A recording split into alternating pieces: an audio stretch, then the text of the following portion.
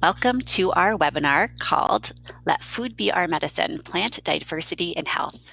Our presenter today is Dr. Fred Provenza. This webinar is the second in a three-part series hosted by Food Animal Concerns Trust. I am Larissa McKenna, FACTS Humane Farming Program Director, and I will be moderating this session. Thank you everyone for being here. Let me take a minute or two just to introduce myself and my organization before we dive right into the presentation. So Food Animal Concerns Trust, or FACT, we are a national nonprofit. We work to ensure that all food-producing animals are raised in a healthy and humane manner. And to accomplish this, we support humane farmers. We promote policies that make food from animals safe and healthy to eat. And we also help consumers make informed food choices. So I have the honor to work in the humane farming program with farmers and ranchers across the country. We provide a number of services, including scholarships, handouts, webinars, of course, grants, and a mentorship program. So please visit our webinar or our website to learn all about our farmer services. So this time I am delighted to introduce our presenter, the one and only Dr. Fred Provenza. Fred grew up in Colorado, working on a ranch while attending school in wildlife biology at Colorado State University. He's currently Professor Emeritus of Behavioral Ecology at the Department of Wildland Resources at Utah State University, where he's worked for 35 years, directing a research group that pioneered an understanding of how learning influences foraging behavior and how behavior links soils, plants, animals, and humans. So it's a great honor to have him back with us again today to share his experience and expertise. And so I think at this time, Fred, I'm going to turn the floor over to you so that you may get started. Okay, well, thank you, Larissa. It's an honor to be here with all of you. I mean that from my heart, too. It's wonderful. I can't help but think, looking at that photo I sent you, how much younger I looked then compared to now. So for today, Larissa and I decided to do two things. One is to address there's several really good questions that have been sent in. And let me take a few minutes up front here just to state the questions, try to briefly answer them, and then we'll go into the materials that I plan to cover today on this idea of let food be our medicine. So one of the questions was, where can I find this information in Spanish? It's a very good question. And, I know some of the material is in Spanish, but I don't know any one place. I think the book that I wrote, Nourishment, has been translated into Spanish. I need to check on that, but that book has a great deal of material related to the topics we're covering and much more than that. There's a second question from an old USU alum, class of 1981, which is great. It says, I've been working to diversify hayfields and pastures by introducing native grasses and forbs, along with typical cool season non-natives and legumes. Also shortening the length of time on smaller areas for grazing, lots of smaller fields with longer time off, grazing sheep. Then the question was, am I on the right path? And to me, it sounds great what you're doing in terms of diversifying the species. And, the mix of native and introduced species, there's a question later on about introduced species, and say a few words about that, but they can both play important roles in landscapes and nutrition of animals. So it sounds like to me, what you're doing is great, and be fun to visit with you one-on-one about the USU days. Second related one was, can you discuss any changes in soil infiltration rates as you manage cattle more like bison? That was the first part. And there's a lot of work that folks like Ray Archuleta and Alan Williams and others are doing, looking at infiltration as a function of proper grazing management and diversifying plant species and so forth. And it makes me think back to when I was a technician, probably about 45 years ago. working for a guy who was a watershed ecologist, and that's what he was doing, was running around doing infiltration studies related to grazing management. And as a general statement, I would make that, when people are managing grazing properly so that you maintain a good abundance of plants, good above ground abundance of plants and below ground abundance, and then diversity of species, well, you get much higher infiltration rates, no question about that. And I sure remember back to those days of what we would see when we were running the infiltration rates.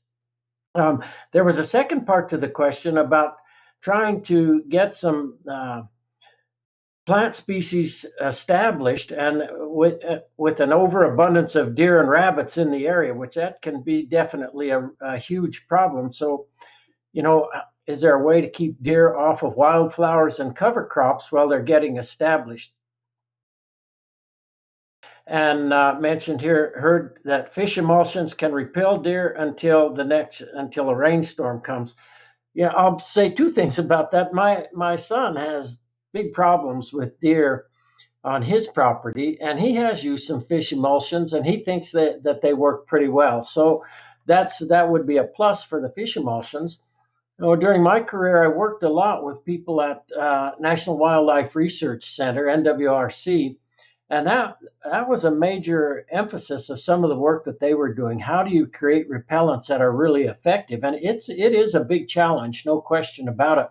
But there were some that they had studied in a variety of different conditions, especially with deer. I'm not so sure how much with rabbits, but one of the things that they found were that fecal odors, urine and fecal odors from predators were pretty dang effective at doing that. So there are some ways to do that, and there's a couple of thoughts on that.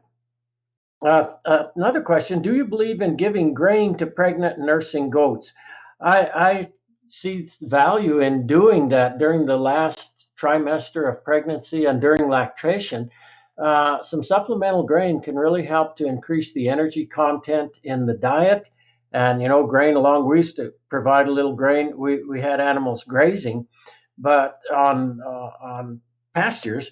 But we would provide a little grain at that time, and I think it really helped in terms of the last stage of pregnancy, and then with the demands of lactation. There were a couple of questions kind of related. Can you discuss examples and applications of this information to sheep dairy production? And then, as a hog farmer, pastured hog farmer, crossing my fingers that you'll cover omnivores in this discussion. So, I'm thinking of different species, not just goats or cattle, but the sheep and the hogs. And, I would just say in general, without trying to get into too much detail, that the principles that I was discussing and the processes last week and this week, and then I'll get into next week, certainly relate, whether you're talking about herbivore or an omnivore, and certainly they relate to dairies.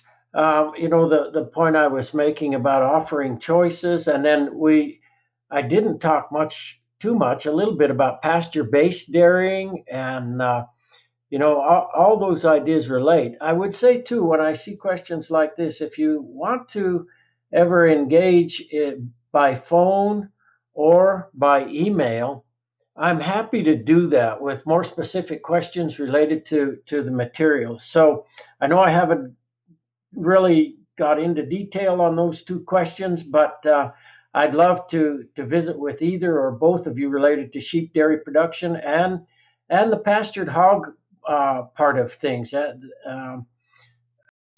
But I'll leave it at that for right now.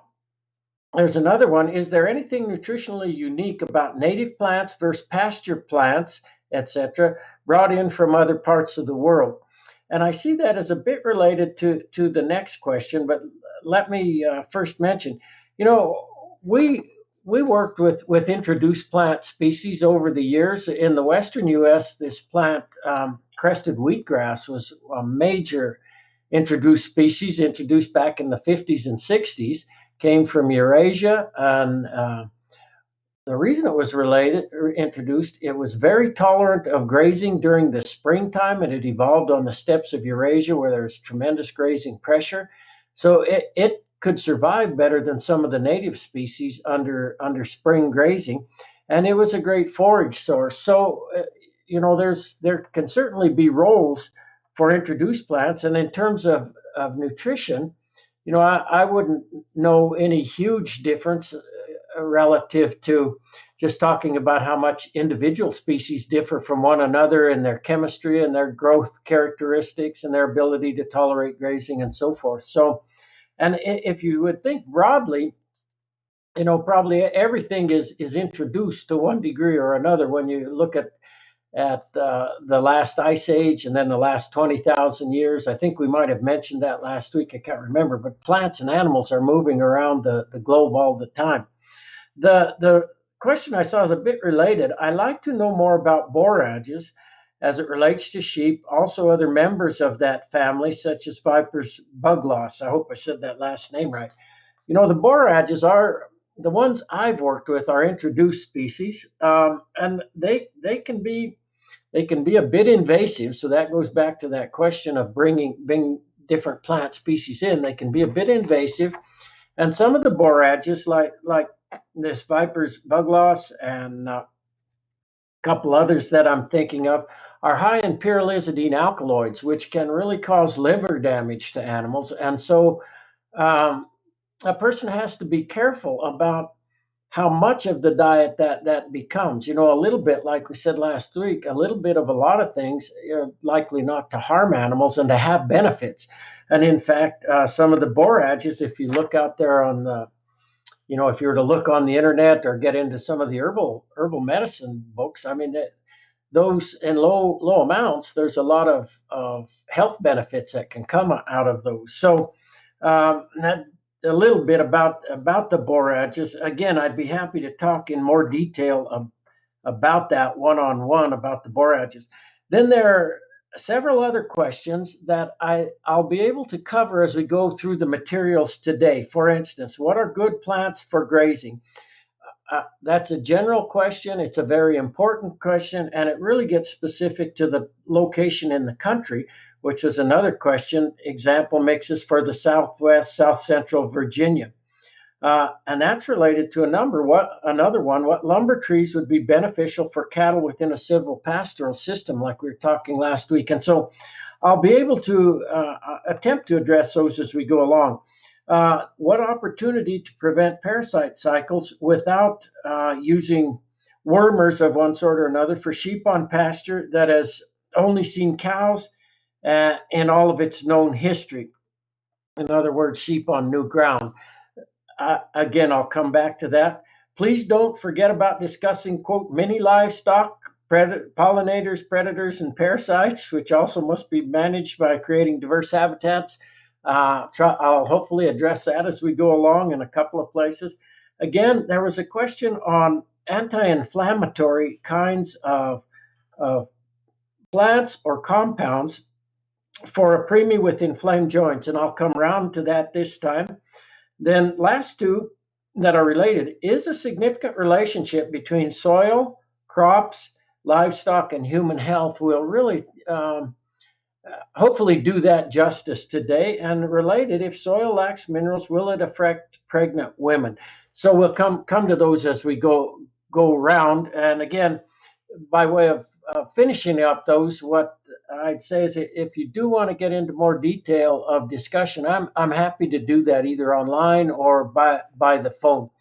So let's roll into the material for today and hopefully raise more questions and answer some too. And in my mind, the way I see the presentations I give, it's not so much as the big authority or the big talking head, as much as it is just to share thoughts, to share ideas, to share some information, and but not in this way of this is the way it is and so forth. So last week we talked about let feed be thy medicine, and we were really talking a lot about this idea of nutritional wisdom and how that works, and focused really almost entirely on livestock and and on plant diversity and the importance of plant diversity.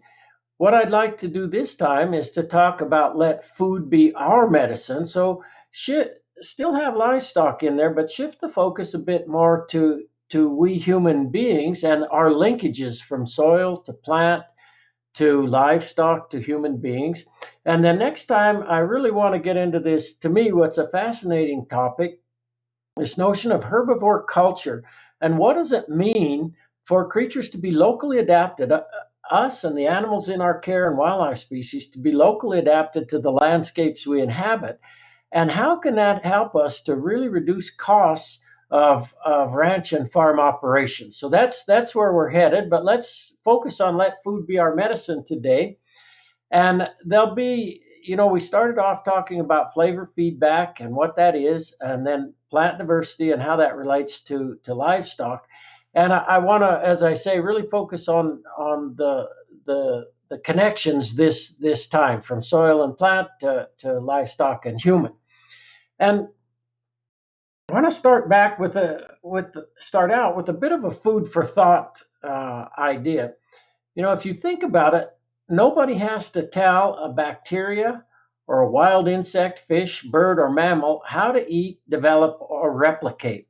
They know how to do that, and if they've been around, if they're still around, obviously they know very well how to get that accomplished. And last week we made that case that domestic animals can certainly do that same thing. That we're arguing that there is a nutritional wisdom to the body. I'm talking about the three legs to that stool. And so here's what I see as the irony. Uh, for we human beings, we're constantly being told by authority figures what and what not to eat. And let me say, when I say that, it's not that I don't give credence to people who have spent their lives studying nutrition and lifestyle and diet and that knowledge base. So I'm not at all saying that. I'm simply saying that why is that the case? Why do we need to be told by authority figures? And why is the advice constantly changing? Anyone who follows this much knows throughout the years when my wife and I were dating 50 years ago, she was really interested in nutrition. She wanted to take good care of her family.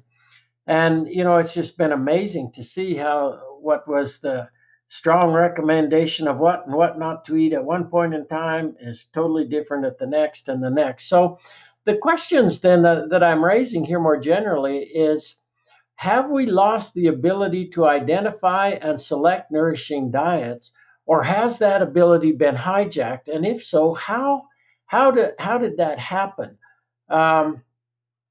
So last week we talked about feedback traps. We mentioned that briefly, and I want to start off there just to illustrate some points. And as you'll recall, we were talking in that sense about flavor feedback associations, that they involve primary and secondary compounds interacting in a dynamic network of communication that really unites cells and organ systems with the environment.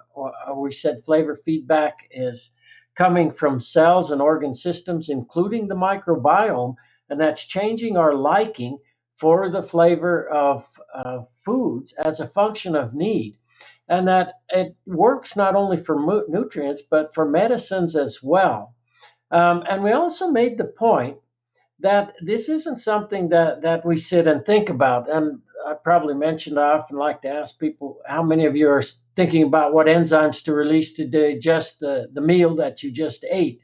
And we don't do that, of course. And the same thing is true for the feedback. Typically, unless we get incredibly sick, nauseated, and vomit after we eat a particular food, we're not thinking about it. Our change in liking is just happening at a non-cognitive, intuitive, synthetic kind of level. And I'm making that point because I'm going to come back to one of the ways that the system can be hijacked related to the cognitive, analytical, parts of our being. So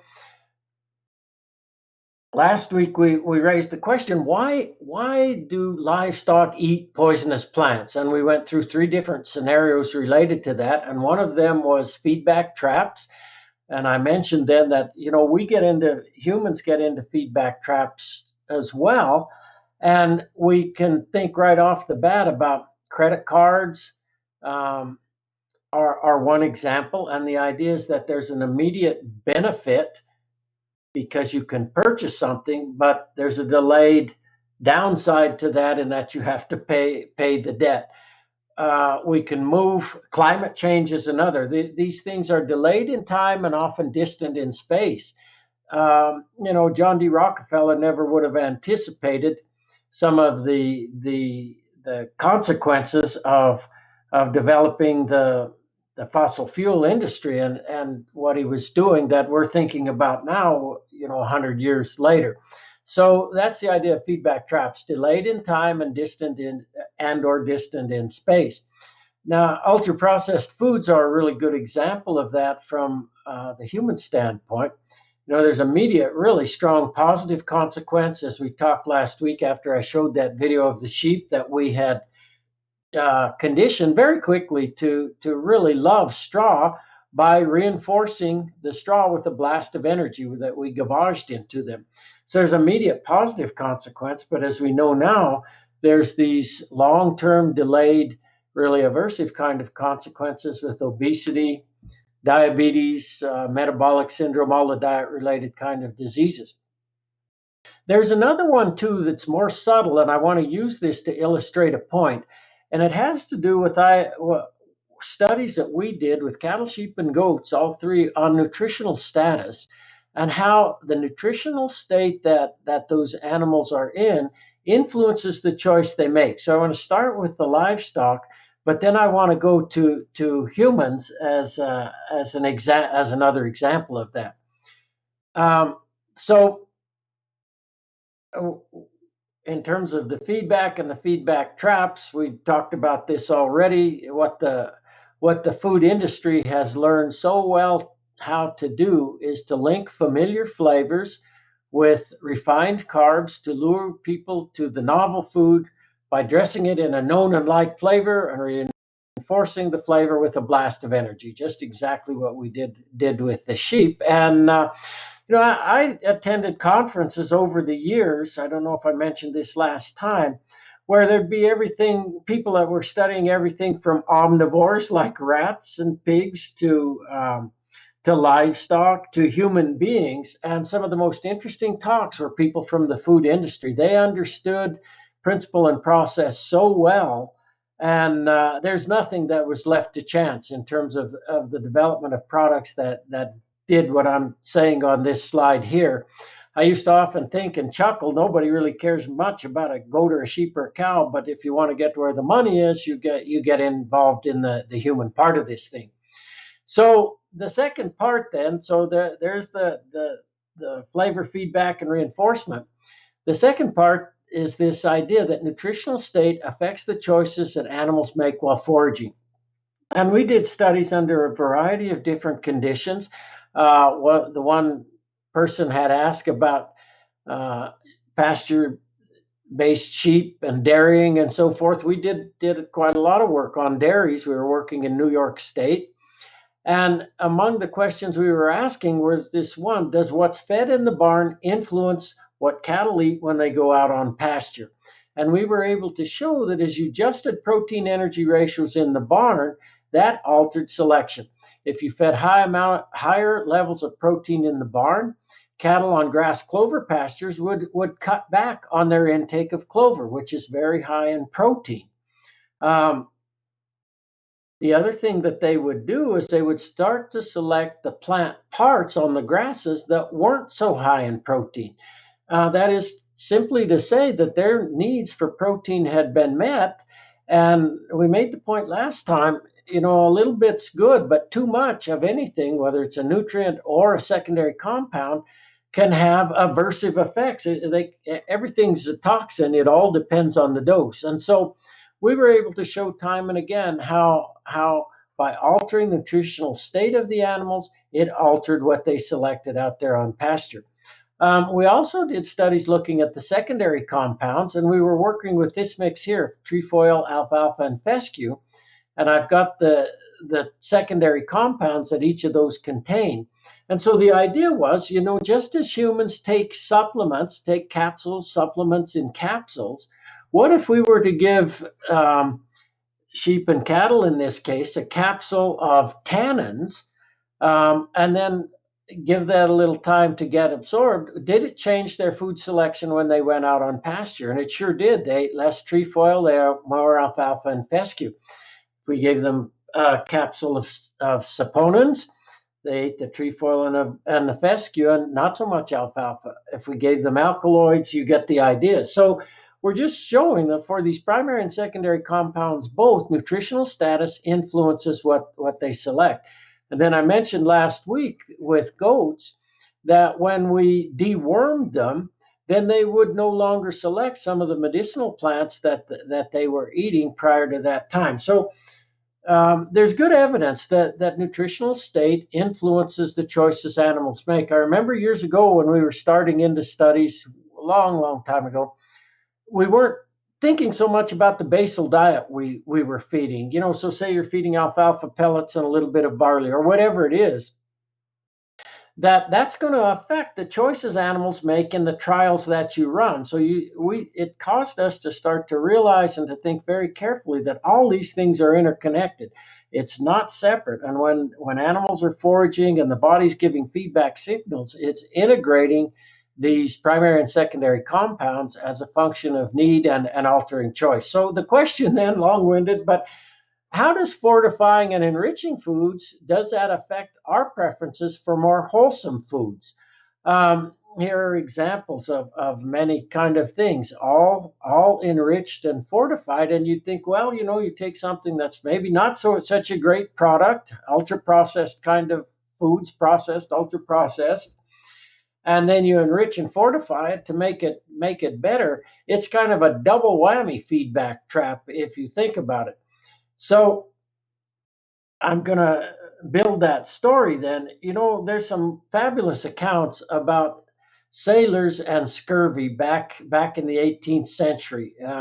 When you get into some of that literature and start reading their accounts of how they felt and just the incredible desire to get foods that they needed. They didn't know it was vitamin C in that day, but the foods they needed. And when they'd reached landfall, if they had fruits, great. But all those pictures there, watercress, sorrel, purslane, radishes, turnips, any of those are good sources of vitamin C, and they just craved those things. They craved them. Their body knew what they needed, and when they got to landfall, whatever they found that had the vitamin C, they would select. Well, if you think about it today, those sailors could drink vitamin C fortified fruit drinks. Their scurvy would disappear along with their craving for fruits and vegetables that contain vitamin C. Or you can think, I'm using vitamin C as the example. You can think any kind of thing you want. But rather than eat a rich array of phytochemicals, each sailor would consume a large quantity of sugar-sweetened calories. So I'm just using this as an example. It's subtle, the way that these factors can influence us, and I think it gets so completely confusing. We're lost in that, which is probably why we need nutrition advice nowadays, because our preferences have been hijacked. So there's two kinds of cravings then, one that I'm mentioning here for wholesome foods when there's need, but there's also this strong craving, and one can argue based on science that we become addicted to refined carbohydrates, that glucose boost that we get, that strong positive reinforcement. There have been studies suggest that it's actually addicting. And then where we'll go here, eating processed foods and the influence on weight gain. So that's just a little bit of background on how the system can be hijacked. Let's go more into that and develop the ideas, building on what we talked about last week as well. And you could say broken linkages with foodscapes, as I do here, or think about how can we mend broken linkages with foodscapes, which is where we'll go as we go along here. But in this book, Mark Shaxter wrote, The Devrito Effect, The Surprising New Truth About Foods and Flavor.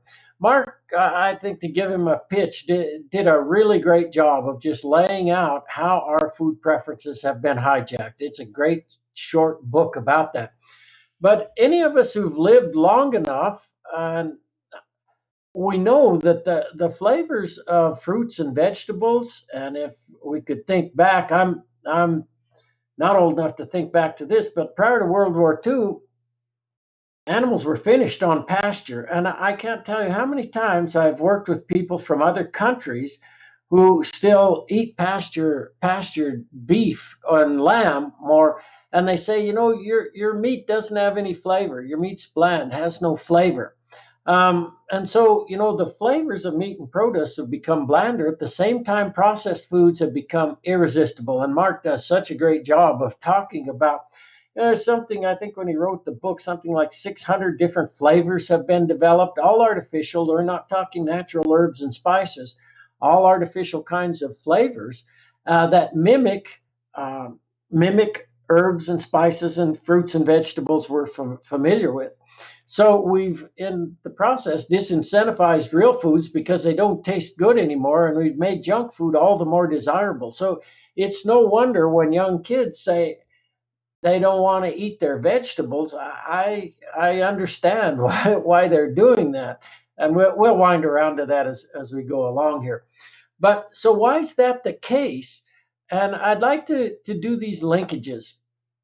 And in the ecological literature, there's so many studies have been done to look at how resource availability, that is sunlight, nutrients, moisture, parent material, that all goes into soil formation, and how all of that influences plant diversity and chemistry. What plant species can grow on a site, how many different species can grow on a site, and then there's a diversity, but then the chemical characteristics, and I know I alluded to that last week. Let's talk a little bit more about it and link it in as we go. So Mark, and there have been several nice review papers, have pointed out that when you look at fruit and vegetables, their phytochemical richness has declined from 10 to 50% during the past 70 years, let's say. And there's some great reviews. If any of you are really interested, I'm thinking of one that's most recent that just gets into that in terms of organic agriculture and conventional agriculture and so forth. But it's well documented. And we don't even need to know that. All we have to do is let our palates tell us. A lot of times the fruits look great. You bring them home, put a strawberry in your mouth, has no flavor whatsoever. Put a tomato in your mouth, no flavor whatsoever. So why is that the case? Well, I think there's three things when you look in the literature. There's the varieties that we've selected for. I'll say a bit more about that in a minute. Basically, what we've emphasized is growth at the expense of phytochemical richness.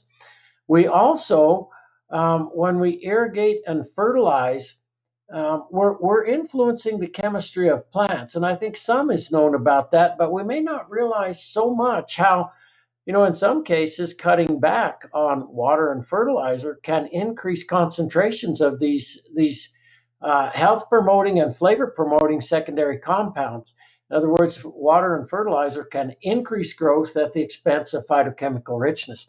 The third thing we do, of course, is pick green and then ripen in transit and so forth. So let's build on these ideas just a little bit more, especially as relates to these two right here. And I'll just say a couple of words to illustrate better. So all these fruits and vegetables that I'm showing here have phenolic compounds in them. They're rich in phenolic compounds.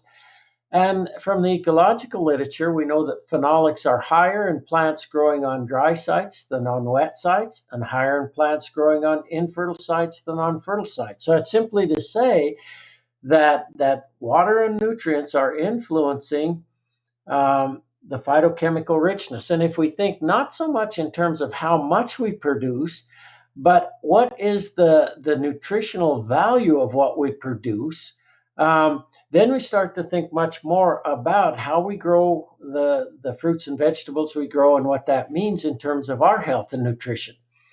Um, when it comes to the varieties we select for, here in Montana, where I am, in the late summer, fall of the year, you can do a hike and you can find probably 10 to 12 different native plants that are producing berries of one sort or another, whether it's fruit, service berry or chokecherry or shepherd berry, or, it's just a tremendous amount. But the thing that strikes you um, is that they're not just sweet. They have a punch to them, and I'm not a flavor tester. They have all the language, the really good language. I don't know how to put it into that language, but there's just a punch and a richness and a bite to it that I find really, really desirable compared to some of the fruit in the stores nowadays. It's sweet, some of it, but it's mostly just sweet. So that to me is reflecting some of the changes that have occurred as in the selection programs. And as we'll talk about as we go along, these phytochemicals, we made the point last week related to livestock and health, but they protect we humans, against metabolic disease, um, and associated kind of cancer, heart disease, diabetes, and so forth. So there's real value in having them as a part of what we do. And again, I'm not trying to be like the big critic of selection and what we've done. I think we do the best we can with what we know, but I think it is worth having a think. And as Mark points out in the book, there are some programs now in the country um, that are really thinking about this, and they're making selections in terms of fruits like strawberries, tomatoes, and those kind of things, trying to really select for phytochemical richness as a part of their programs. So I want to talk a bit about these secondary compounds and make some points about the broader roles that they played in systems, and then we'll wind back to this food part that we're talking about. But so ecologists have been studying these secondary compounds for 50, 60, 70 years, really getting involved in detail, trying to understand what roles they play. Originally, um, people didn't know. They thought they were waste products of plant metabolism. Then when they realized they weren't that, they started to study the roles that they play, and they're fundamentally important to plants. There's no question. And by in that context, they're fundamental to the health of all the organisms that eat plants, which is basically everything. But the roles that these compounds play, it's everything from sunscreen. They protect plants from ultraviolet radiation. We like to talk about the value of plants for antioxidants and countering inflammatory responses in our bodies. Well, plants don't necessarily produce these antioxidants for our benefit. They produce them to quench free radicals in plants. The colors of plants and all the many roles that they play in that, attracting pollinators, fruit eaters, and so forth.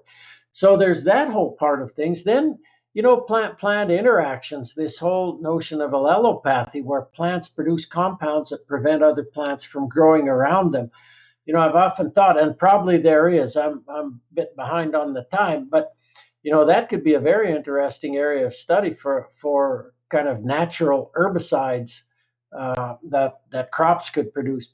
Drought resistance, persistence in stands, compounds play really important roles.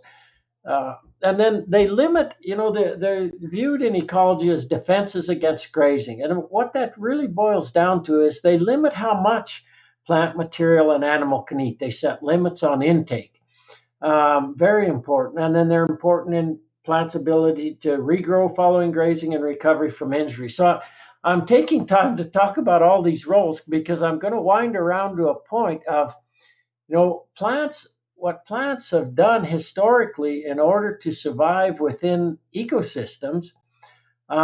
If we'd have known more about what they were doing, it may have changed the trajectory of what we did in our selection program. So what did we do?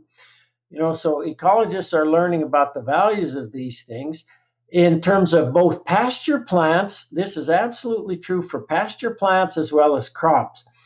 In pasture, if you're going to grow a monoculture of a plant to fatten sheep or cattle or goats or whatever it is, to fatten animals on it, if you've got these secondary compounds that are setting a limit on intake, what do you want to do? You want to select for varieties that don't have them. And that's taken place across the board. Just about any plant species you want to talk about that's on pasture does not have anywhere near the concentrations of secondary compounds that their ancestors had.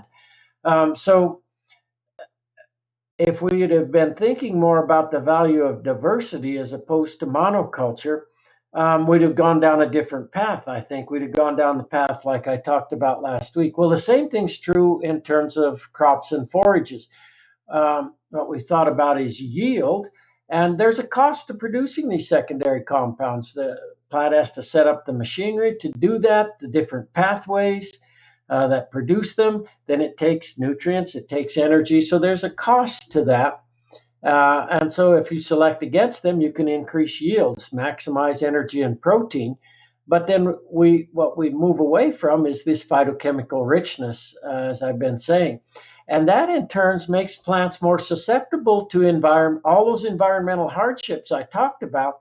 Then we've got to make up for that. We've got to make up for that. And we do that by using fossil fuel-based pesticides, herbicides, and fertilizers to grow and protect plants in monocultures. That's, I think, no need to say much more related to that, other than that's the roles these compounds were playing, and plants in mixtures, enhance fertility. Well, let's say more about that here as we go. I've heard several people make the case recently, and I buy it. I believe it. The soils, people say most agricultural soils aren't deficient in nutrients, and it makes sense. I mean, the most fertile soils are the ones that we selected for crop production. Rather, it's the farming practices, the tillage, the fertilizers, herbicides, and pesticides that are adversely affecting the soil's gut and have compromised the soil microbiome in ways that inhibit nutrient uptake. To me, that makes perfect sense, as people have thought about that soil is living. It's not just about the mineral part of it. It's a living organism, and I'll talk more about that in just a minute. But this makes perfect sense to me. What people are doing, and I find this research absolutely fascinating and important, they're talking about how each plant species harbors a unique rhizosphere community of all these organisms that are suited. Again, if you think back to the chemistry, and that each plant's going to have a unique chemistry, and that chemistry is going to work well for some organisms and maybe not so well as others, then you can see how each species is going to be able to harbor unique rhizosphere community. But what's really amazing and interesting to me is people are finding, as you get diverse mixtures of species, they interact in ways that enhance the soil microbiome, nutrient availability, and plant chemistry. And if you think of those creatures below ground, just as we've been talking about creatures above ground, that they're going to be limited by how much of secondary compounds they can ingest, some more than others. But if you have a diversity of different root systems, what you do from different species is really enable them to better forage, and there's huge benefits from that. Going to build on that just a little bit more here in a minute. But I added this slide in. There's a lady I'm working with in Oregon who's really interested in how to get rid of some of these particularly noisome annual weedy species, which are really the band-aids for abusive use of land, but plants like cheatgrass, medusa head, jointed goat grass. And what they found is that there's some bacterial species that really inhibit the growth of these species. You can put them on in the fall, and they don't harm the crops, but they take out compounds, inhibit radicle formation, root growth, and tiller initiation of these weeds. So there's whole worlds below ground that people are learning about and studying, and you have these complementarities, as I was talking about right here. You can also have kind of targeted effects below ground. I find it really, really interesting too, some of the work that's going on that's talking about nutrient inputs from living roots are 2 to 13 times more efficient than litter inputs at forming both slow cycling, mineral associated soil organic carbon, and fast cycling particulate organic carbon. You know, when I was coming along, and for many years, litter was what we were thinking about. We weren't thinking so much about the below ground part and the living roots. And we definitely weren't thinking about nutrients from roots stimulate growth of microbial populations. If you're into ruminant nutrition and stuff, which I've spent my career on, it's just such a match between the rumen and its microbes above ground and what's happening below ground. Uh, Nutrients stimulate microbial populations, no question about it, whether it's in the rumen or below ground. And dead microbes can make up over 50% of all soil organic carbon, adhering to mineral surfaces and forming soil aggregates. I was reading a a summary of a 15-year study. It's called the Jenna study. It's just been published, and it's all about plant diversity. And they went from 1 to 60 different plant species, and then looking at the downstream influences of all that across the system. And one of the points they were making is that as diversity enhances, the ability to fix carbon below ground just goes up hugely. So, you know, so much is being learned related to plant diversity, and then how soils are working under natural situations, with the implications then for how we farm and so forth. Um, We've also, going back to this general idea of what we've done, we've also come to rely on antibiotics and antiemetics to treat diseases and parasites in animals. Well, again, as we've talked, that's roles that plant species used to play for domestic animals. We know it's still very, very important for wild animals. As we said last week, plants turn dirt into soil, and diverse mixtures of plants turn soil into homes, grocery stores, and pharmacies for herbivores, carnivores, and omnivores below and above ground. And so if we look at the pharmacy part, and you know, we talked about livestock last week. Let's take the insect part of the world. There's this woolly bear caterpillar, and some fabulous research has been done to show that when this caterpillar is not parasitized, doesn't have any internal parasites, it selects one mix of plants, and part of that mix is lupine, which is an alkaloid-containing legume. But if it gets parasitized, it switches to poison hemlock, because the alkaloids in poison hemlock will get rid of the internal parasites. And they've showed also that its liking for the flavor of poison hemlock goes up. So it's just like we were talking last week, when animals need something and they can obtain it from the environment, their body, the wisdom of their body is instructing them what and what not to eat. There was one of the questions about, don't forget about the little creatures, and so that's one example for the small creatures, which are fundamental to systems, no question. I added this slide too, and I like to talk about this. This is almond orchards in California. I've been corresponding with a couple of people who insect ecologists, Jonathan Lundgren and one of his colleagues, Tommy. And you know what they're trying to do is to get orchard growers out there in California to plant diverse species in the understory of these almond orchards for a variety of reasons, but not the least of which is related to the honeybees. And we know that phytochemically rich diets enhance nutrition, they reduce parasite loads, and they enhance detoxification of pesticides by bees. It's really important for their health. And when they're confronted with just a monoculture, they can't get there. They can't do what they need to do.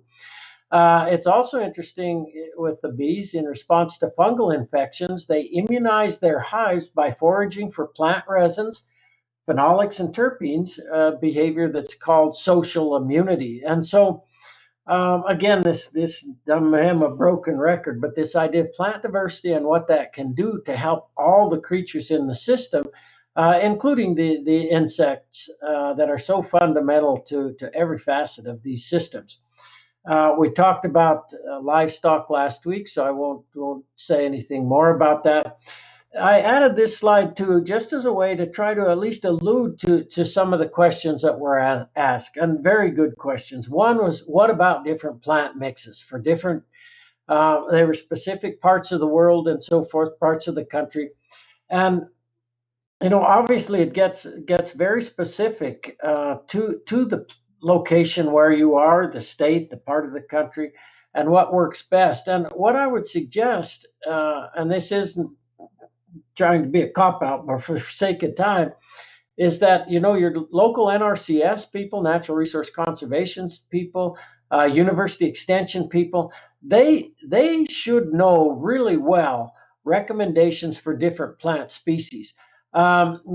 There's folks I work with too who sell seed and are really focused on plant diversity. Some folks in Missouri, and they've just put together tremendous materials. So that I would say that's the place to start. Then, if you're wondering about chemistry, and what ones have what chemistry, you may or may not be able to get that information there. But I can guarantee that information is out there online in one place or another. Or you can contact me, and I can look it up through references I have. There was also the question about what trees are best to plant in different systems, and that's an excellent question given what people are writing and the work that's being done to show the tremendous importance of silvopasture. And you may or may not be aware of this, but there's a very interesting literature that's developed around this idea of climate change. And when the climate that we're experiencing now actually began to change, we think it's been the last 100 years or so, or a couple hundred, but actually there's some really good evidence, and I've got papers that I can share with you if you'd like to read about this. It actually began about 8,000 years ago.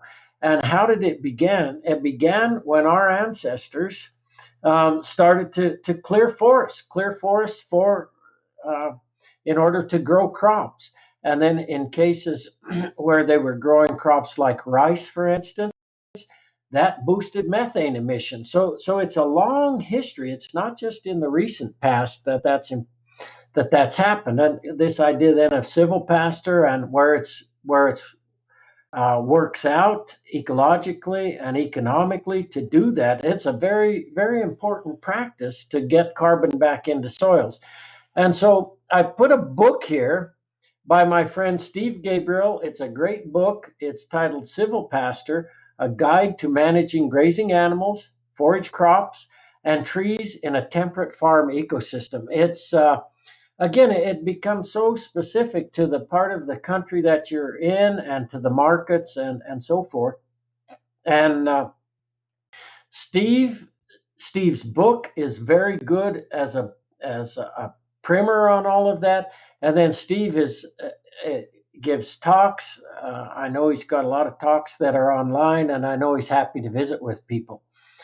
So that's by way of trying to address another one of the questions. Another one was parasite control.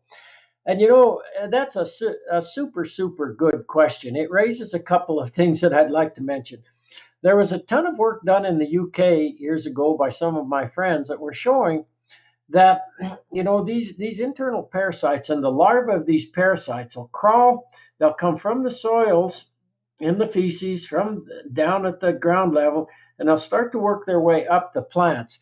And that they were showing that if sheep had choices, they would avoid the plants that had those larvae on them, even if those plants were more nutritious. So there's going back again to the wisdom. The sheep are making the association, probably cattle and goats too. The work was done with sheep, that, hey, this is not good. What happens with this?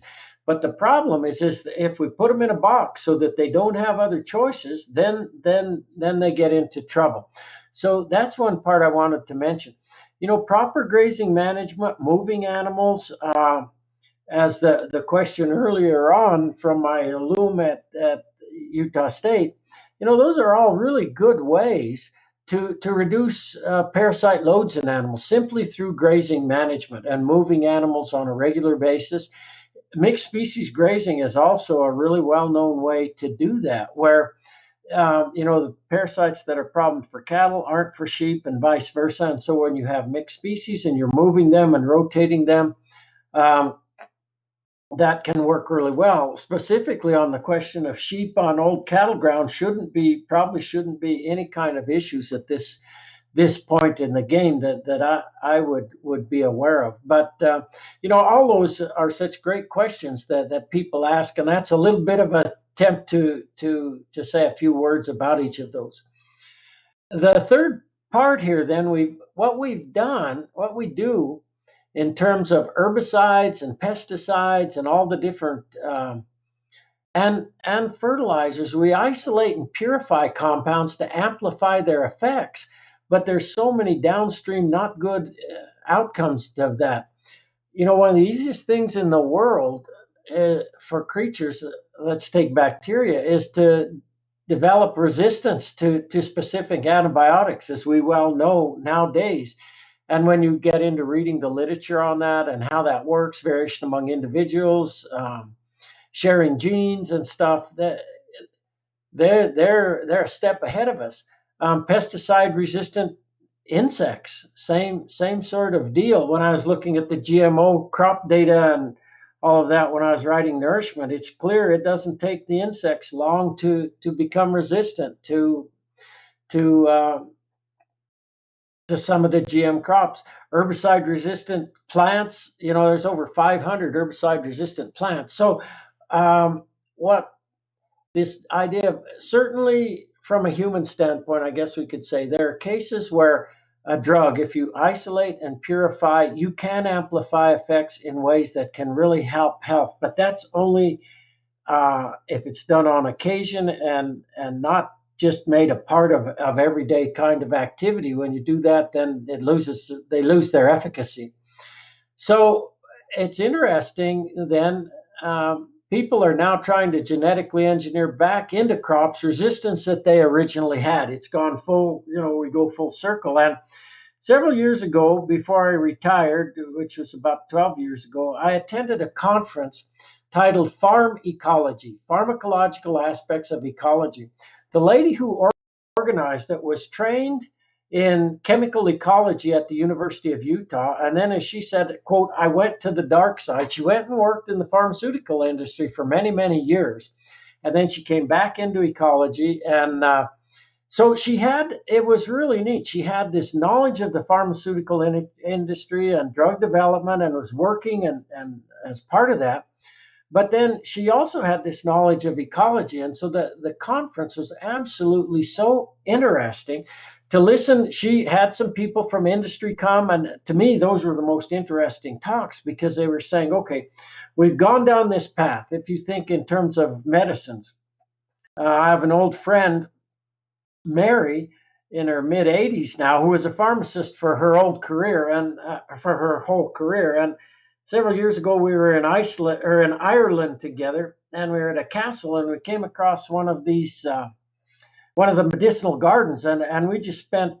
That was it for us. We weren't looking at castles, anything. We were simply looking at all those different plant species and their uses. And she said, when I was a young budding pharmacist, we had to take classes in all this kind of stuff. We had to know about plants and where these drugs were coming from. Then she talked about the evolution of it and the synthetics and so forth.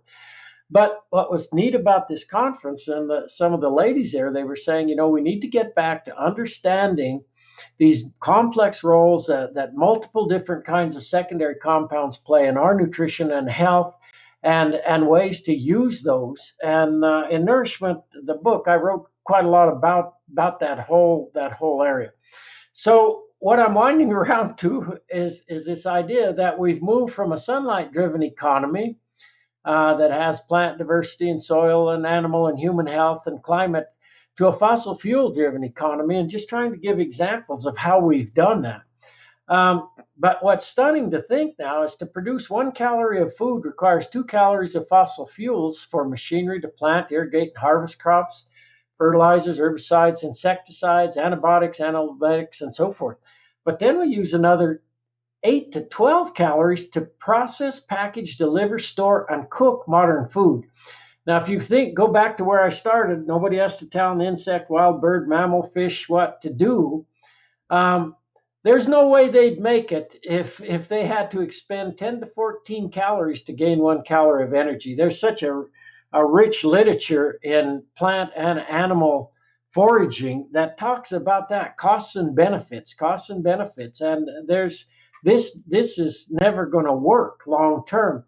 There's an article that came out late last year by Higgins, Economics for the Future Beyond the Superorganism. It was published in this journal called Ecological Economics.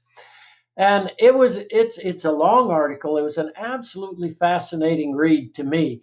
You know, we're very focused on greenhouse gas emissions nowadays and the role that fossil fuels plays in that.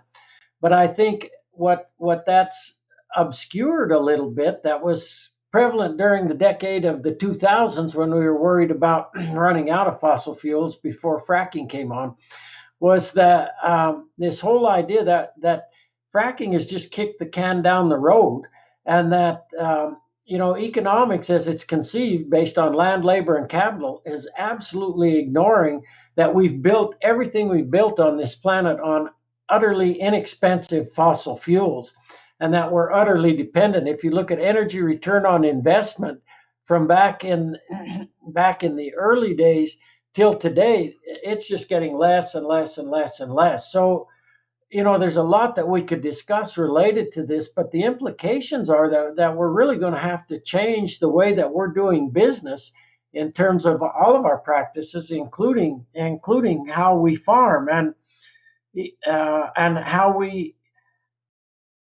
how we emphasize local foods and farming practices and farmers and so forth as a part of communities, and not be so reliant on this very fossil fuel intensive, not only practices for growing foods, but then for moving them all around the planet. So seems to me this, what seems like could be a catastrophe, is really creating opportunities to produce foods locally in ways that nurture relationships among soil, water, plants, herbivores, farmers, ranchers, and consumers. And, agriculture at one time was at the heart of communities. But I think we're going to have to, from soils and plants to livestock and humans, learn what it means to be locally co-evolving with nature's communities. And what I was trying to say there is simply to understand how plants and animals have co-evolved, the important roles of these secondary compounds in all these interrelationships, and what that means for us. And I want to build on that now. Okay, so we'll need to move from ego-logical to ecological, basically, is what the shift that I think is going to have to take place. There's so much to this wonderful slide that Chris developed, but for the sake of time, let's keep rolling here, and let's move then from this idea of plant diversity and chemistry to biochemical richness of the diets of livestock. And we won't talk so much about the health benefits to livestock per se, because we did that last week, but let's talk about the roles that plays then in terms of quality of milk, cheese, meat for human consumption. And, I'm thinking of a study now and illustrating it here that was done in the Alps over in Italy by Italian researchers. And what they were doing was comparing dairy cows that were grazing really diverse plants mixes with total mixed rations of cultivated forages and grains.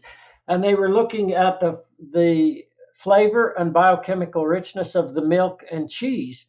And it hands down was so much richer when they were foraging on the diverse swards. What was interesting too is that the local peoples very strongly preferred the flavors of milk and cheese from dairy cows grazing on the botanically diverse swards. several years ago, my wife and I spent time with shepherds over in France. And many of those it's with sheep, with goats, with cattle, and many of those are small dairies too, maybe 100 head in the flock. And um,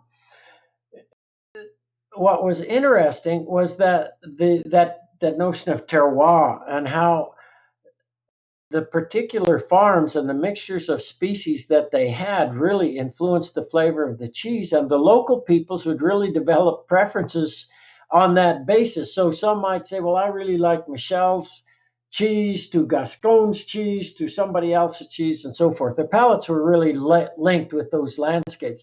And so when one looks at the scientific literature on that there's a decent literature to make that point.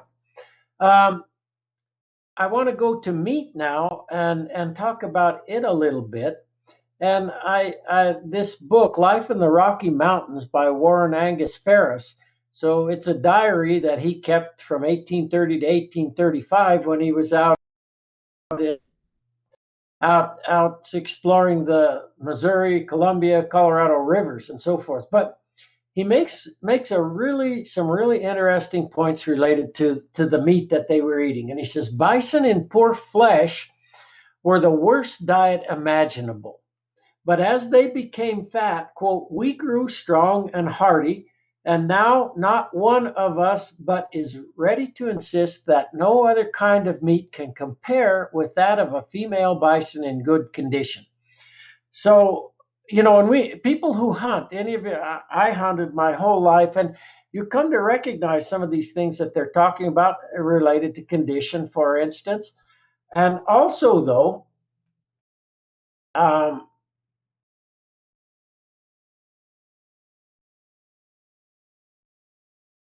let's see, Larissa, it seems like this is frozen right here at the moment. Maybe it's heard enough of me, huh? Had enough of the. No, your audio was breaking up a little bit too, so I wonder if it was just there might be a little bit of a glitch. What slide are you trying to be on? I'm on slide 52, wanting to go to slide 53. Okay, so you're on the inflammation and you want to go to so I see slide 53, which has Life kangaroo, in the yeah, I'm wanting to advance to the next slide. and that's Morocco slide.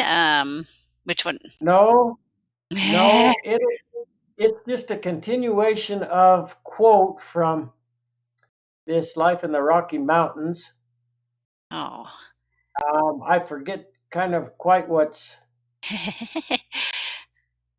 Cowboy. Let me look here. So I did add a couple. Yeah, there's some bison on this. There's some bison on the next slide. There's bison on the next slide. Okay. Back about 7 slides. Okay, so we're getting some feedback from the. So let's see. I wonder, Fred, if you want to take off your webcam just to kind of, it might make things go faster. Okay, that moved, but Okay. take off the webcam. Okay, I can take that off. It might just kind of free up some space. I don't know if so there's a slide with bison. It says with it we require no seasoning. Okay, so it's probably the next. Okay. Is that what you see right now? No, I don't see any slide now. Oh no. I took off the webcam, but I see myself frozen there. Oh, no, I bet it. Yeah. Okay. So you still see yourself. I do not see you. So there's some kind of thing that gummed up. Yeah, it just froze. Oh dear. Well, would you like to do this by with me moving the slides for you, if that would work? If you want to look at them. Yeah, that'll work just fine, Larissa, if you can do that. Yeah. Okay. I see a message on mine. You are experiencing high packet loss. I think that must be internet. Yeah, that's what I'm thinking too. It's something going with the internet. Mine is still up and functioning so far as I can see here. Okay. Yeah, we can see you and the no seasoning slide. That's correct. So I see a slide and I see Fred at the top. Fred, if you are having issues, I can take over the slides if you want to do them, look at them from Oh your. yeah, no, that's perfect. Okay. That's perfect. Okay. Yeah, if you can get them up there, that'll work just fine. Yep. Yep. The seasoning slide is up. Okay, let's see. So now let me get let me pull up so I know what slide is Yeah. up. Yes. Thanks for everyone's patience. This happens once in a while, Yeah. especially when it gets to be later in the afternoon and I feel like the internet wants to break down. Okay, so now we're on the seasoning slide, huh? Yes. Okay, so then they point out, that what he's saying is that, not only are these female bison in good condition, really fabulous food, but they don't need any seasonings at all, and they live upon it solely. That's the amazing thing. Without bread or any kind of vegetables, and as he says, what seems most singular. Um, we never tire our dish. I'm getting my own slides kind of organized here so I can be with you. Never get tired of eating it, which would be the case with any other meat, or you could think any other food at all. Can you imagine eating the same food day after day after day? So that raises that their observations raise a lot of really interesting questions. And when you get into the literature on meat, a couple of things strike you. The epidemiological literature and the people who have developed that mostly have negative views of meat. There's not been much done in the way of clinical trials, and there hasn't been much done in the way of of really studying how does plant diversity influence the phytochemical and biochemical characteristics of the meats that we eat. And so we're very interested. You could go to the next. Which slide are you on, Marissa? I got to keep you in. Currently still on the bison slide. So we go forward. Oh, Okay. okay. Go to the next slide. I left. So does the next slide, the flavor of meat is influenced? Yes. Okay, and now let's go. Now let's go to the next slide. Yep. Foam meats. Okay. Okay, so what we're doing then, and when I say we, I'm talking about Stefan von Vliet, who's at Duke University, Scott Kronberg, who's with USDA ARS in Mandan, North Dakota, and myself. I'm a cheerleader for those guys in different ways. But what we're doing is comparing fake meat from feedlots, and meat from animals that are eating phytochemically rich diets.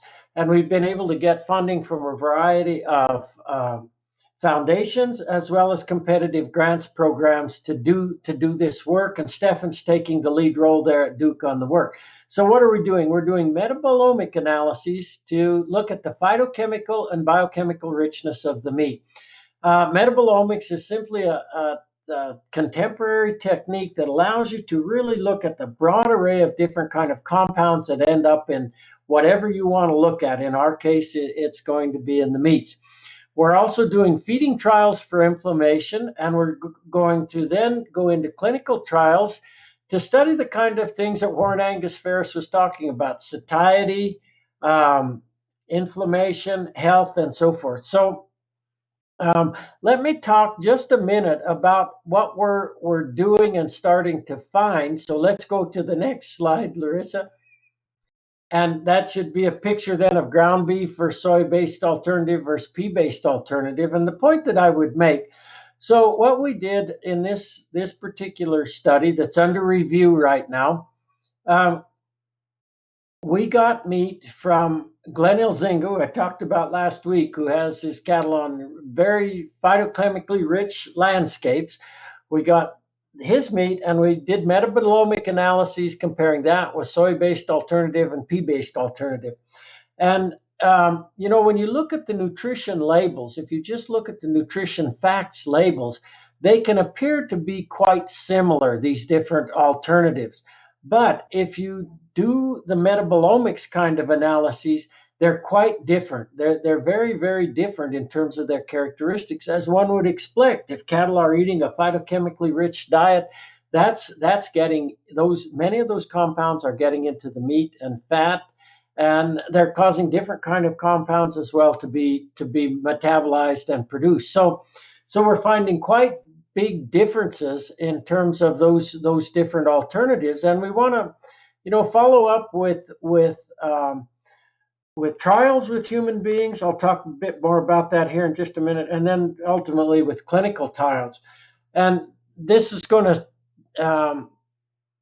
when I think of this, I the complexity of nature, the complexity of what's there, and appreciating that there's going to be like um, thousands of compounds that are going to show up in the meat of an animal forage on diverse pasture.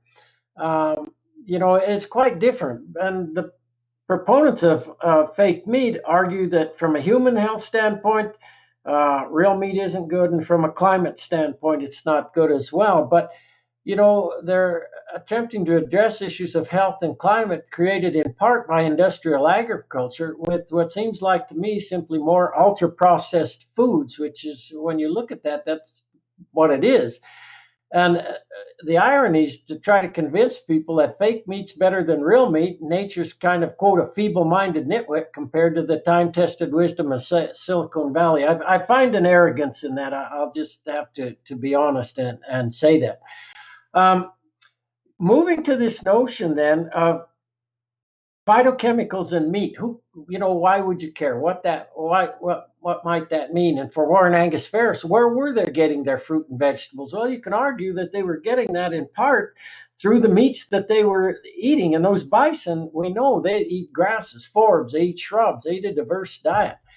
And so that can help with inflammation, this whole notion. So low-grade systemic inflammation, as we know, leads to diseases. And here's the key point. Anytime we eat a meal, there's an inflammatory response in our body. Now, the degree to which that occurs depends on what foods we're eating. And then if, for instance, ultra-processed foods, which really do induce inflammatory responses through a number of different ways, including the downstream effects on obesity. But if that becomes the diet, if that becomes what we eat day after day after day, then we're really, that's where one person gets into trouble. If it's occasionally or a small part, it's not the same. But nowadays, it's simply a part of our eating. So moderating inflammation by eating wholesome foods can really treat or prevent metabolic diseases. And I work with people and know people who are really, really doing a great job of that. So what this business of inflammation, there's been one study that's been done on the planet on this topic, and we aim to change that. But it was done in Australia, and they were comparing meat from cattle in feedlots with meat from kangaroos that were foraging on really diverse diets. And they were looking at inflammatory responses. There's these markers that people study, and you can, you feed people a meal of the food, and then you simply look at, do those markers increase? To what degree do they increase? How long do they stay increased? And there were such big differences between the kangaroos and the cattle in the feedlots. There was basically very little increase when people ate kangaroo meat versus cattle. And so I wrote to these guys, this was 10 years or more ago. I said, it's really interesting work you're doing, but the findings are confounded. You don't know to what degree is it due to the cattle, and what degree is it due and kangaroo versus the diets. Are you going to, for instance, put cattle in feedlots and cattle out on diverse pasture and compare? And they said, no. we're not. Our point is simply that if you're in Australia and you want to eat meat that's more healthy for you, eat kangaroo. And if any of you have lived over there or spent time, you know that you can buy kangaroo right there in the store. So that's the reason that we're interested in these inflammatory responses and in moving from the metabolomics trials to the feeding trials and then to the longer term clinical trials that I'm talking about there. Okay, let's go to the next slide then, and it should be herbs and spices. There's such a rich literature that that shows that herbs and spices added to foods, it does many things. And I'm thinking this even for our dog. Our dog gets tired of just plain old hamburger. When we add herbs and spices to it, loves it. It enhances palatability, but it also enhances satiation because needs for certain things are being met. So you actually end up eating less, just like Warren Angus Ferris was talking. Uh, so you'll eat less, and then the length of time between meals, this notion of satiety, all those things can be altered by adding herbs and spices to basic kinds of foods. And so there's a good literature on that.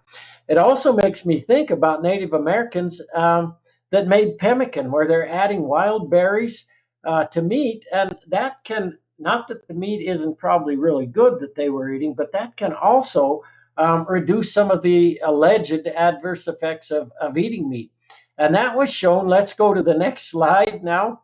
That was shown in some studies that were done in Morocco just recently, and they were showing that eating traditionally processed meat. So, there's a lot that gets written, and I just read another thing on processed meats and adverse effects on health. I think it was heart disease. Is saying shouldn't be eating processed meats. Well, it depends how you process it. That was the point of what they were finding with these studies in Morocco. And when they process it the traditional ways, Katie did ribs of beef, lamb, camel cut into thin slices. When they're processed with olive oil, herbs, spices, and so forth, they're not showing any adverse effects of processed meat. So it all depends on how that meat's being processed. And again, this notion of these compounds. So, as I was saying, but I added this slide relative to a question that was asked. Phytochemically rich herbs and spices are anti-inflammatory, and here's examples of anti-inflammatory kind of herbs and spices. And one of the questions had to do with inflammation in a preemie. And so I checked with a vet friend I have, Hugh Kerriman, who's been worked with in organics for his career. And I said, if you were going to give something to livestock that you wanted to calm inflammation, what's the top of your list? He said, turmeric is the one that I would give. So that's a way to answer the question that was asked, but also to weave that into the story here. Okay, so let's go to the next slide. And I'm going to really be quick here because with the delay and stuff, here's a comment. Great for me and my dog's joints. Those, it just makes this whole secondary compound stuff come alive when you start to get into and read these literatures on like that. This we could spend so much time on, but the whole notion of livestock and climate and climate change. I had a visit with a scientist this morning, and he was talking about models that are being developed related to climate, changing climate and effects of livestock. And he was saying that those models there's some really good work that's been submitted that's really challenging all that, and it's arguing that livestock contribute 3% or less, so far less than what people have argued, relative to influence on greenhouse gas emissions. I better not get going too far on that, but there was a study published in Nature several years ago, and there have been some subsequent studies published that they were projecting about what the population increase. And then and they were projecting a 32% increase in greenhouse gas emissions. And they were arguing from a shift to processed diets, to these ultra processed diets was an important part of what they talk about. And so they're saying a net increase of 80% in greenhouse gas emissions from production and consumption of ultra processed foods. And like I say, this was the first paper, but there's some other interesting ones that really focus on ultra processed foods and what is the impact of that. But the point I'm winding around to is that there would be no net increase in food production emissions if diets worldwide became any combination. There's been this strong argument: get meat out of your diet. Let's go strictly to vegetarian diet. And as we argued in a paper that's just been published that Larissa mentioned last week, "We Are the Earth and the Earth is Us." For some people, you could that varies among individuals. Some might be able to live mainly on plants, some mainly on just meat. But for most humans, we're omnivores. It's that combination, and we get into specifics there, of things that meats and vegetables and fruits provide that really helps us to be healthy.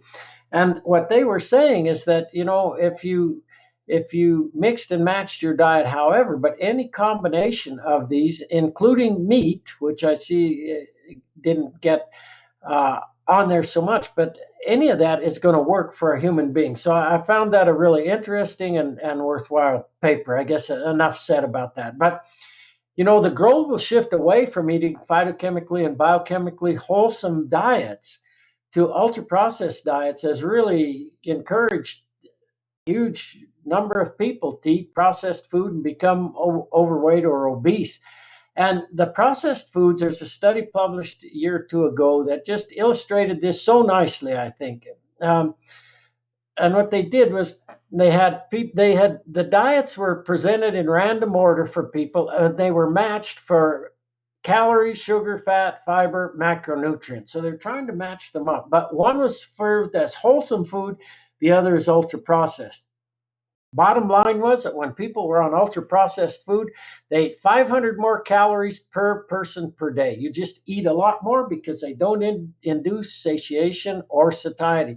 And then, of course, and any of you watch the scale, if you get eating a lot of that, you put on the pounds. I've watched that for myself, depending on what I'm eating. And so, this study simply captured what all's been going on with the ultra processed foods. And then the last point related to this is that, it's really created this pandemic of obesity and diet related diseases. And oftentimes what we do is we just try to treat the symptoms. It's neat to see that there are young people and some older people are saying, forget the pills and all this business. Let's get back to eating wholesome foods and to rectifying issues related to metabolic syndrome, obesity, and so forth. But there's a lot of money, as we all know, to be made by these different agencies and universities as well. When you get into there's a lady in the UK who's got a book that's going to come out about fake foods and plant-based. Anyway, there's a chapter in there titled "Follow the Money," and it's a great chapter. It just lays this stuff out so well. But when you look at this, 75% of the people overweight or obese, 50% pre-diabetic or diabetic, 88% metabolically unhealthy. When you talk to some of the folks I know and they talk about metabolic health, they say we're in bad shape. 80% really not fit to serve in the military. So it's in bad shape. Breaking all these linkages it has really been a problem. I try to watch. I will give the name of the author and the book here I'll pass it on to Larissa and I'll let you know the date of that publication. It's a great book. I've read a lot of the chapters in that book, and she did a great job. She did a great job. So to sum up this part, and then we'll see what we want to do. We've extracted the compounds from the foods to enrich and fortify ultra-processed foods from diets from the culture. And so it's no wonder that our food dietary habits have been hijacked. We no longer know what it means to be locally adapted to the landscapes that we inhabit. And so, Larissa, we're going to have to ask you a question again, or you in the audience, I guess. Yep. There's there's this section which won't take too long. This whole idea, it's another level of how we get hijacked, starting from young children actually, and then there's a short final section that to it. So I guess the question is, we're we're at about the 90 minutes. Again, the question would be, do you want to finish up these two sections while we're at it, or stop here for question and answer? I'm happy either way. Folks in the audience, does anyone have a preference? It looks like folks are saying carry on, finish, please. So, yeah, I mean, maybe we'll try to. Okay, let's Yeah, let's go let's go for it, huh? Okay. Yes, I think so. Thanks for your feedback, Okay.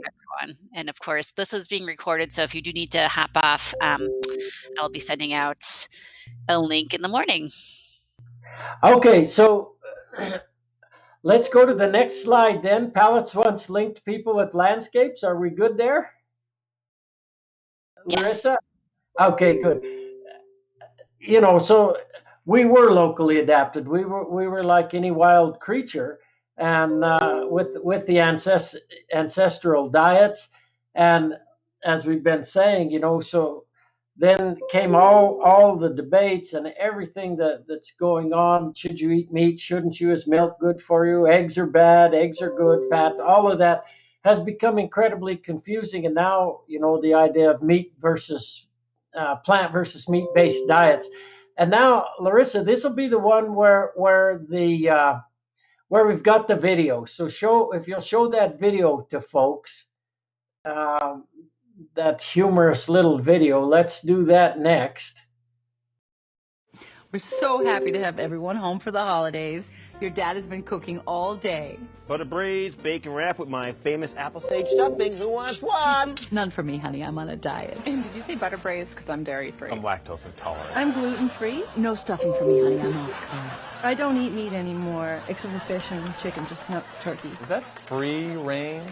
Did it die of natural causes? Was it an assisted suicide? Because that is the most morally delicious. Nothing for her. She's just difficult.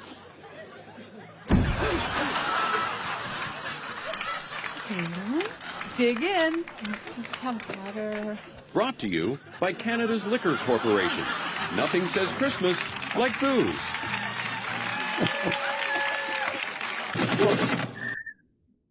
Okay, thanks, Larissa.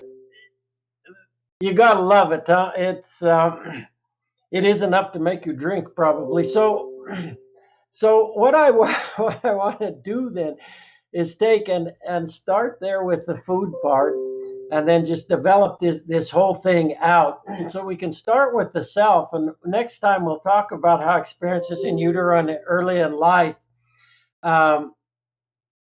influence, your early at conception with your mother and your relationship with mother. We'll talk about the powerful role that mother plays in utero and then early in life, and then the family and the community and the culture. And I guess a couple of things one is the influence of that on each of us, but then it's gonna move to this idea of trying to think about what is this thing I call myself, basically. So let's move along here. Next slide, Larissa. So I should say, I made the point a couple of times that these feedbacks occur at a non-cognitive, intuitive, synthetic level. We don't have to think about them.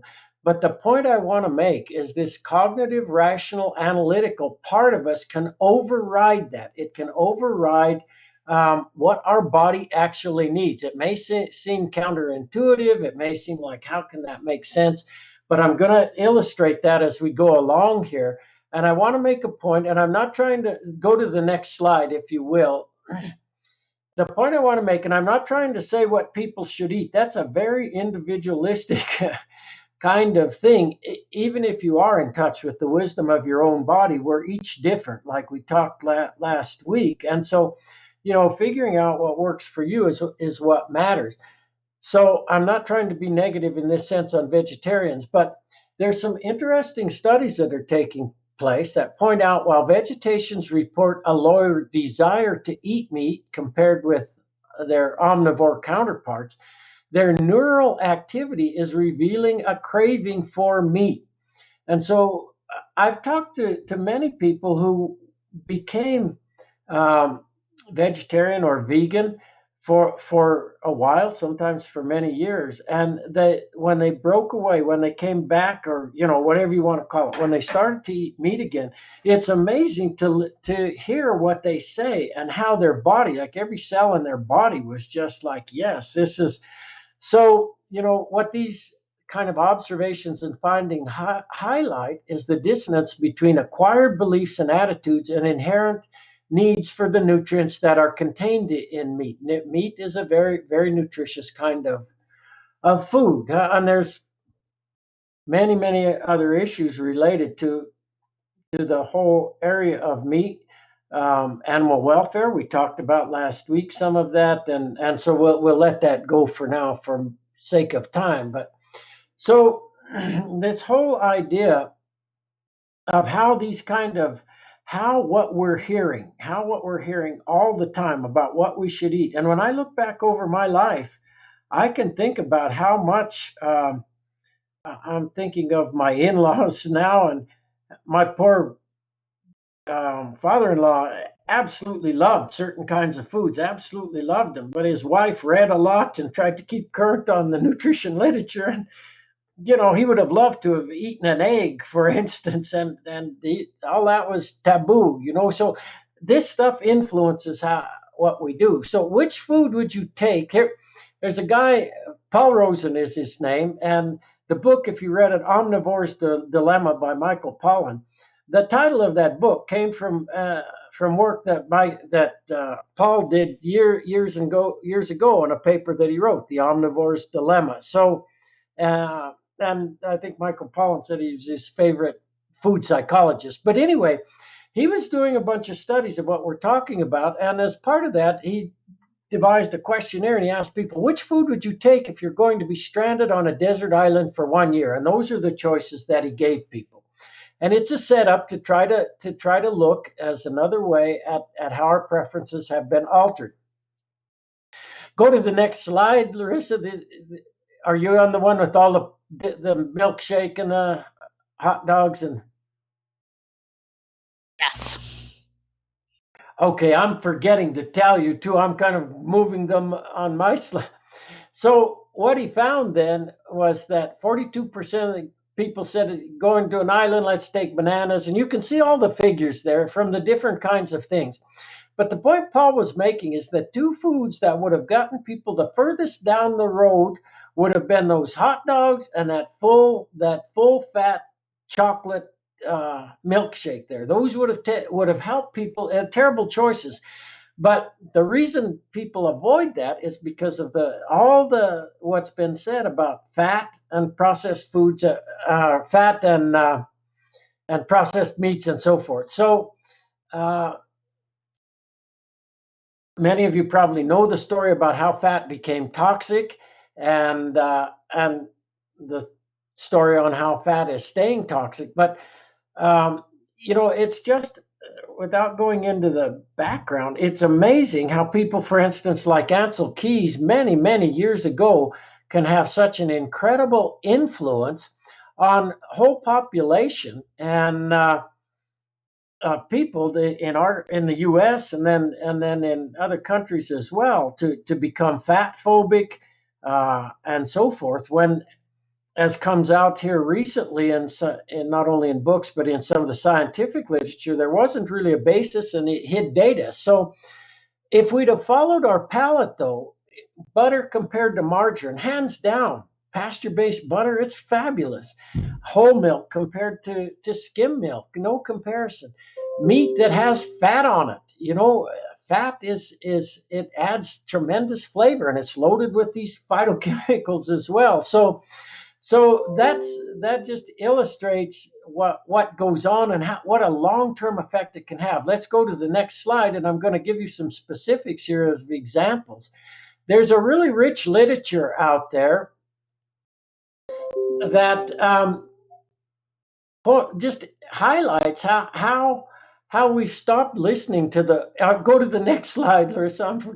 We stopped listening to the wisdom of our own bodies and yielded to advice on authority. So go to the next slide, and I'll give you 3 examples here, one right after another. There are many of these studies have been done, but in one case, they were offering people the same meat from the very same animal, the same cut, everything identical. But if they told people, if the meat samples were paired with descriptions of animals raised on a factory or humane farms, it totally altered the preference. If they were told it came from a factory farm, people said the samples looked and smelled less pleasant, and they tasted saltier and greasier. So this is the cognitive, rational, analytical part that's influencing the perception, even what a person is perceiving in terms of the flavor of that meat. Let's go to the next slide. This one's on gluten, and I realize that many people have issues with gluten, and that's well founded. That the modern varieties of wheats that we grow and some of the proteins in those wheats are really people can't deal with those well at all. But there's also a bunch of people who think that they have allergies to gluten who really don't. And so there's been interesting studies done on that. And what they show is in these studies, for instance, where they feed people high gluten, low gluten, and no gluten foods, depending on which one they tell them that they're getting, even when they're getting the no gluten food, they still have pain, bloating, nausea, and gas to a similar degree, indicating again that what we're thinking can really influence how we perceive things, how our body responds to those things. It's happening at a very, very real level. And there's a physiological basis. It's quote, not quote, just in your head. It is in your head, but it's throughout your body. And I throw this slide in just as a quick illustration about physiological facets.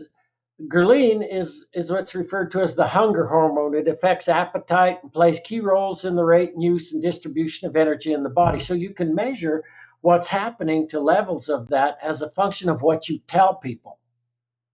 And what they find in these studies when they're offering milkshakes is that ghrelin decreases after an 80-calorie milkshake that's labeled indulgent 620 calories. In other words, their body's responding as if it's indulgent, even though it's just a low-calorie milkshake. But it doesn't after an identical milkshake labeled sensible 140 calories. So I hope that's making sense. It's just trying to say that our bodies are being influenced by what we come to our experiences, how that influences what we can perceive, what we believe, and then how we behave. And I want to take that out now to even further to show that it's in every facet. And when I say this, I realize I'm as influenced as anyone else. It's not like I'm different. But the example here is from a guy, John Whitley, who had stage 4 pancreatic cancer, which is basically a death sentence. And so he got in this trial, and he didn't know if he was in the control or the placebo group, but each day he had a ritual. Each afternoon he'd sit in his apartment and he took the drug and he'd tell himself, this is a miracle drug, it's going to save my life. And so the trial ended, and he went to see the oncologist that had been working with all the patients on these trials and so forth. He went to see his. And the oncologist said, I've got fabulous news for you, John. There is no sign whatsoever that you have pancreatic cancer at this point in the game. But he says, here's the amazing thing. You were in the control group. You weren't in the group that was getting the drug. And John is still alive. When I was writing the book many years later, and he's got a website and, really talks a lot about these kind of effects. And so it's not only food, it's every facet of our life. And I want to conclude this section by a book that a person recommended to me many years ago when I was writing Nourishment and trying to think about how to end a part of the book that was on grappling with uncertainty. I said, you really ought to read Anita's book. And I'd read several books on near-death experiences and so forth, and this was another one of them. And it's Dying to Be Me. And she says, it's my journey from cancer to near death to true healing. And when she died, she said, I had a choice to come back or not. I chose to return when I realized that heaven is a state, it's not a place. And so why this book? Who would care? It has to do with all the things she was taught when she was young and how they all conflicted one with another. She was raised in a very strong Hindu family with a father who is very authoritarian and very rigid in terms of this is the way that it is in terms of the belief. But she had a Buddhist maid, and the Buddhist maid would say, well, that's right, but this, in Buddhism, we look at it this way, and, Buddhism came out of Hinduism, but, there are differences. And then she was going to a Christian school, and whenever these kind of things came up, and especially this notion of heaven and hell and so forth, why, she was really shamed.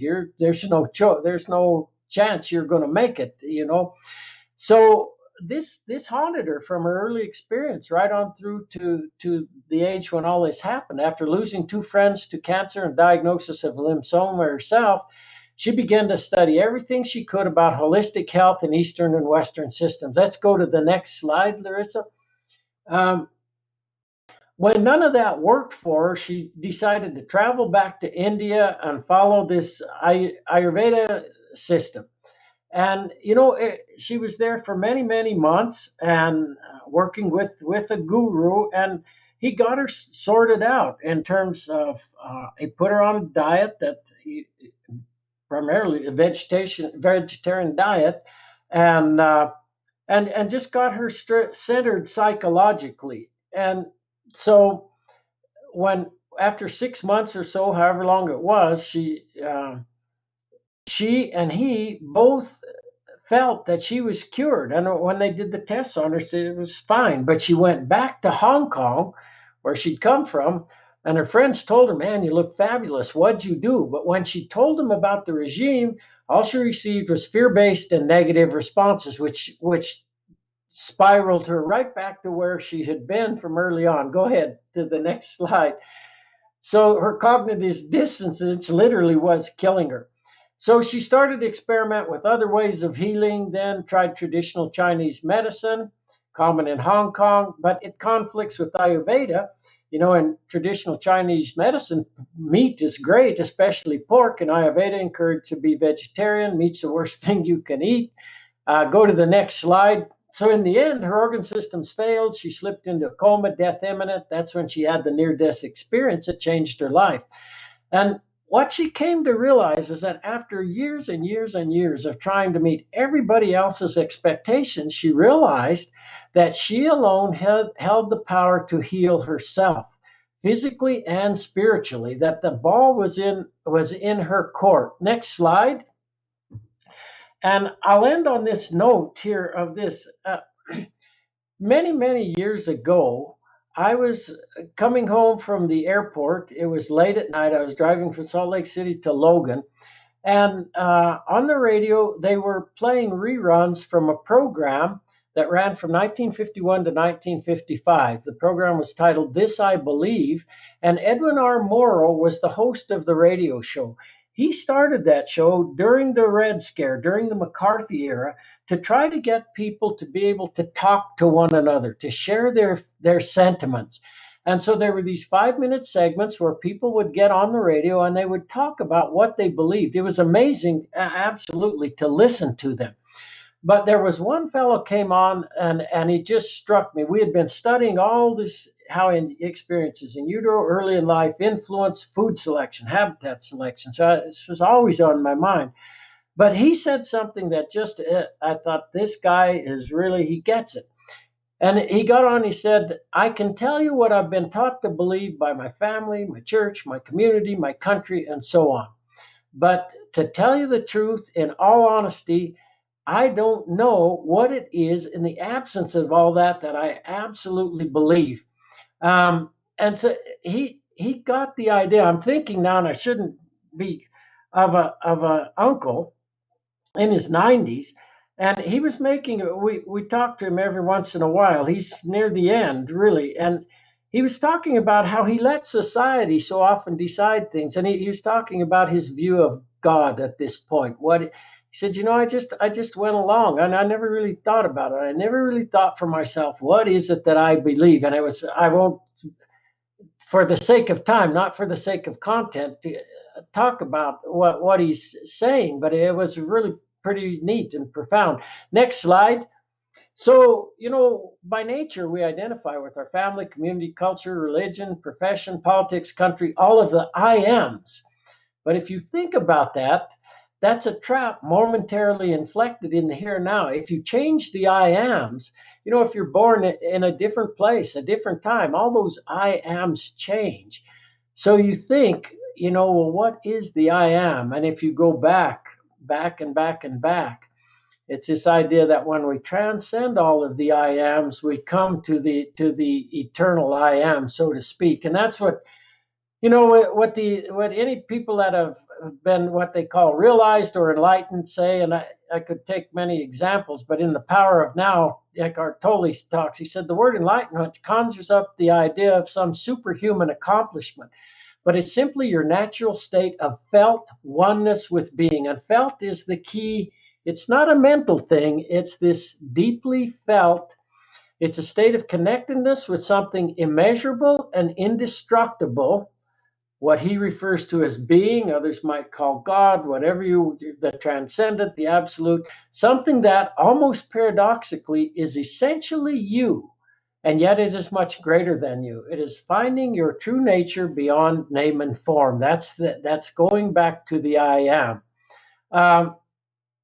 As he points out, the inability to feel this connectedness gives rise to the illusion of separation, separate from one another, separate from Mother Earth, separate from everything. You then perceive yourself consciously and unconsciously as an isolated fragment. Fears arise, conflict within and without become the norm. So you get the idea. The idea, though, that go to the next slide. Oh, I may be 2 slides ahead of you, Larissa, just trying to. So I'm on a slide where it's got like a shot. It says our separateness is an illusion. Yep, we're good. The awareness that I am resides in each one of us, but we have to do the work to go back to the I am. The last part here, and I'll go very quickly. Next slide, 2 spiritual dangers. So there's 2 spiritual dangers then. We're talking about this kind of thing. Let's go to the next slide.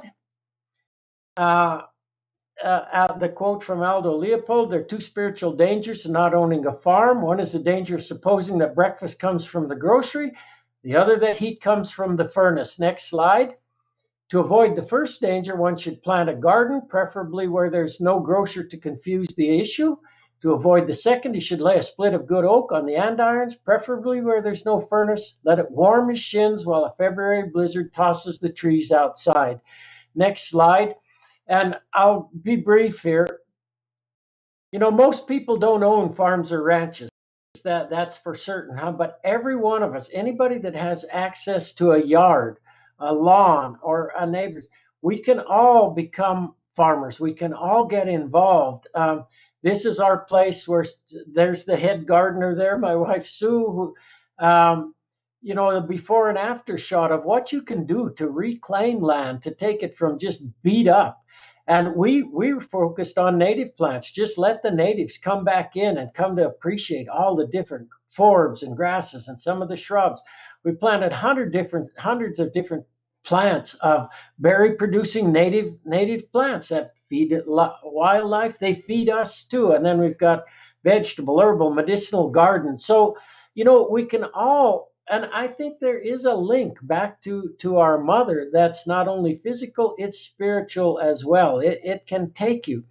I will just skip this, but when you look at the amount of resources that we spend to grow lawns in terms of pesticides, herbicides, fertilizers, gasoline, the water in the West, it's stunning amounts. If we were to think about what were the native plants? How can we plant plants that not only fix carbon but provide food for all kinds of creatures? It's amazing to think that, but that's going to take a transformation of consciousness. So we've made it. Oh, next slide.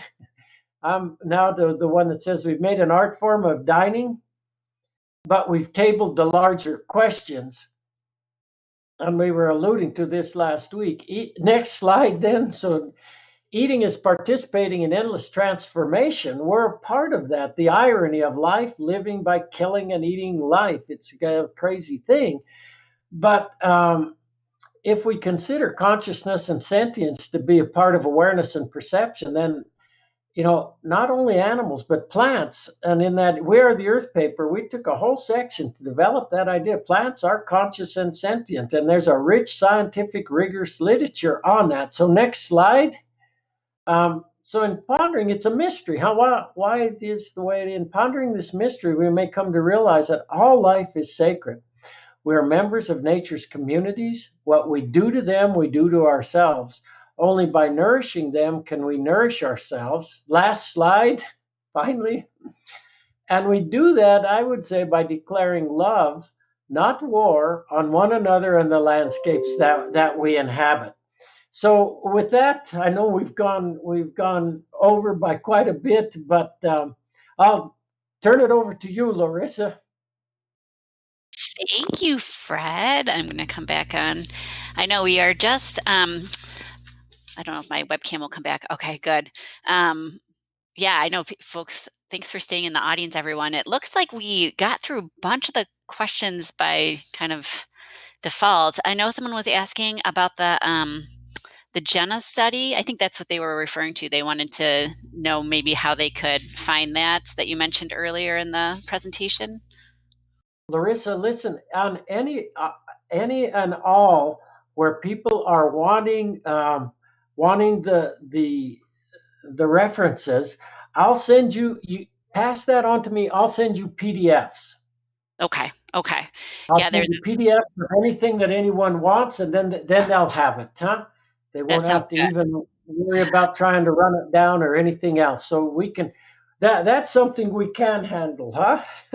We can certainly, yes, excellent. And I'll be sending an email out in the morning with this recording, the slides. And there's also, what I think I'll do is there's a main page that I can kind of post some of these references to, or the things that people are asking about, and so we can kind of put them in one place, because I know folks next week will probably want the same things and more.